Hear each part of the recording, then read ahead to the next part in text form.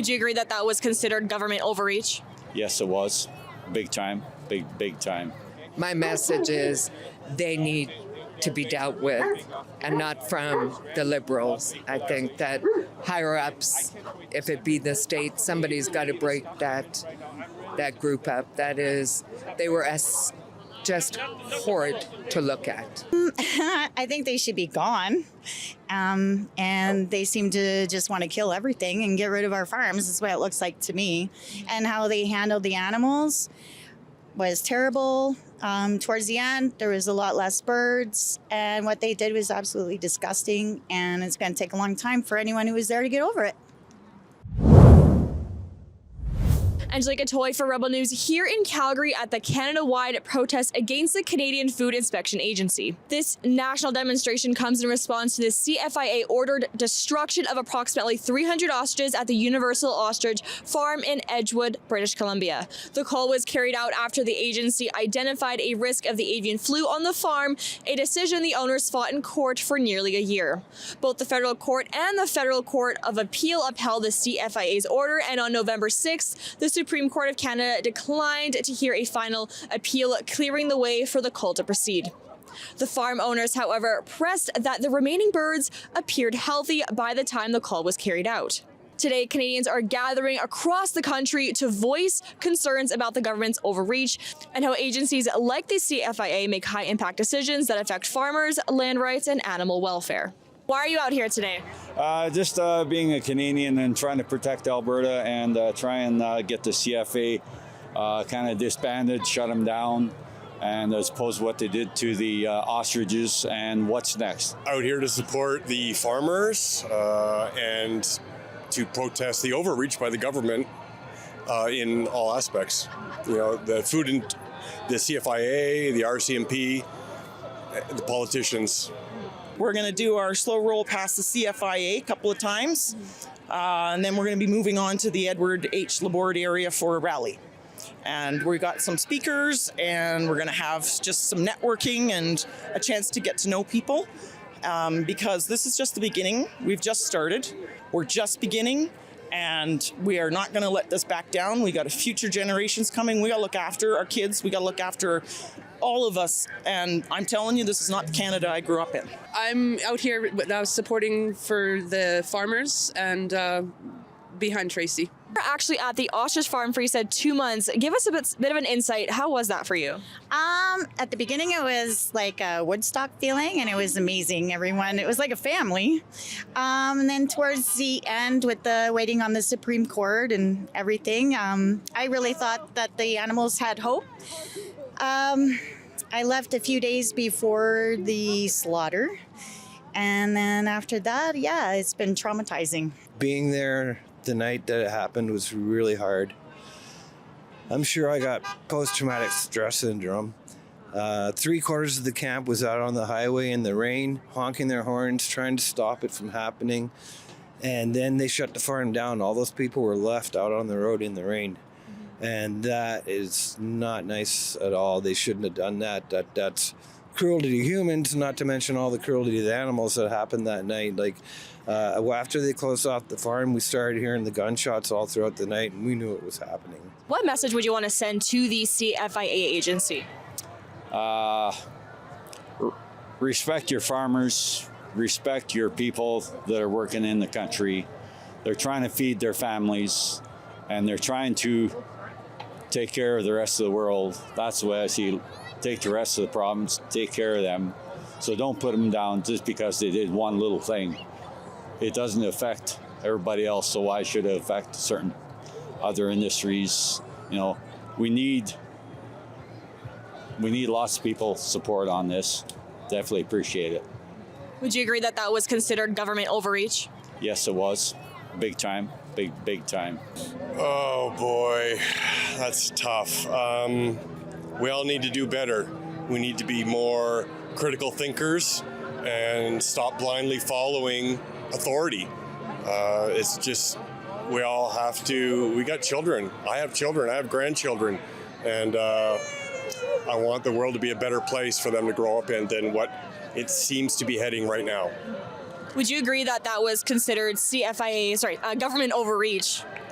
Yes, absolutely. As I said, I haven't heard all the information from both sides, but what I have heard, it doesn't make sense. And there was enough international voices coming from the United States, even other well-known people that are much more educated on some of the research they were doing for antibody research, and it seems to have a valid international following and support.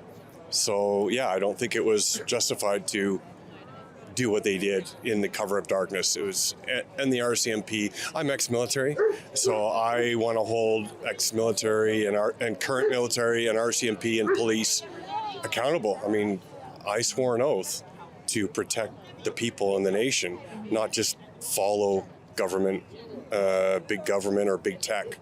That's right. We actually saw footage of the RCMP officers provoking protesters there. Take a look. This is recorded live? I hope so. Yes. Okay, we're going to read you something. Okay. This is going to be a warning for a section of the criminal code. Okay. Okay, so section 423.1 sub 1.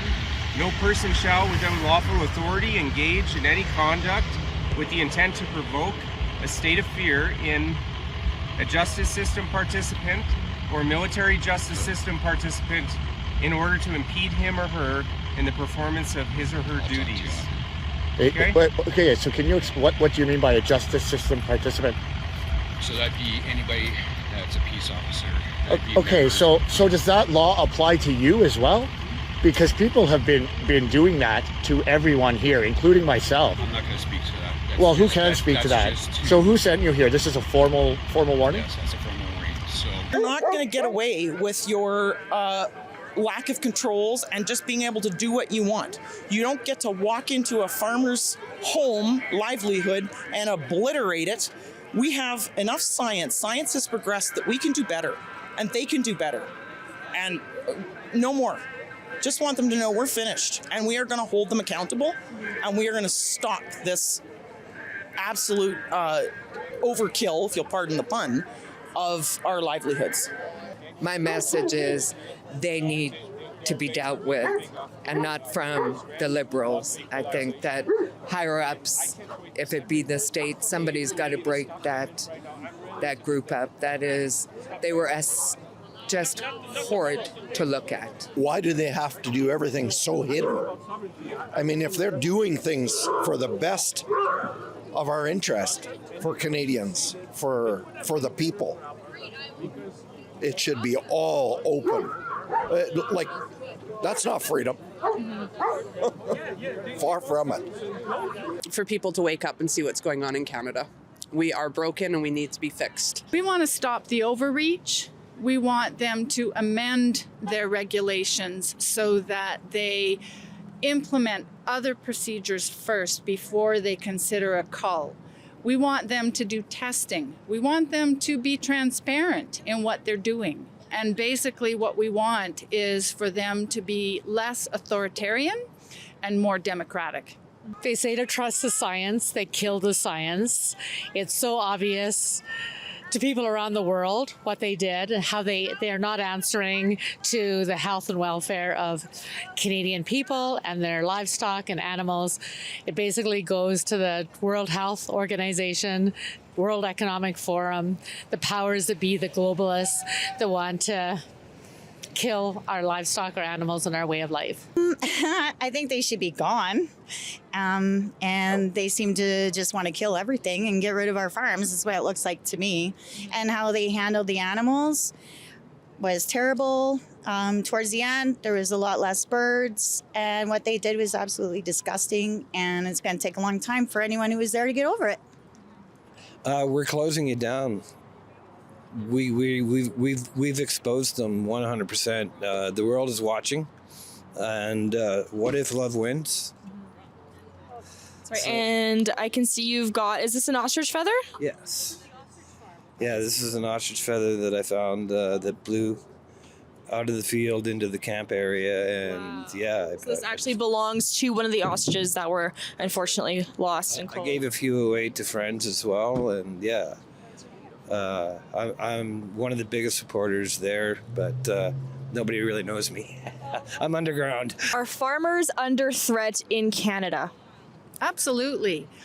With respect to this rally in particular, I made an attempt to reach out to several farmers and ranchers, and every one of them felt threatened, that they did not feel comfortable in participating in the rally because they considered that they were going to end up having a target on their back.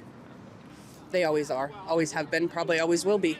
But no farmers, no food, and then we're just done for. So, what do you guys take of the RCMP handling of the situation at the ostrich farm? When I was there watching them, they were angry at just the regular folk.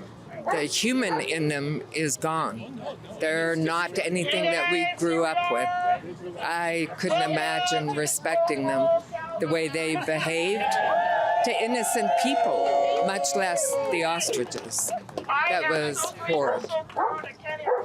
Yeah, it's very sad that they don't. They're bought and paid for. They're not for the people. No. Very sad.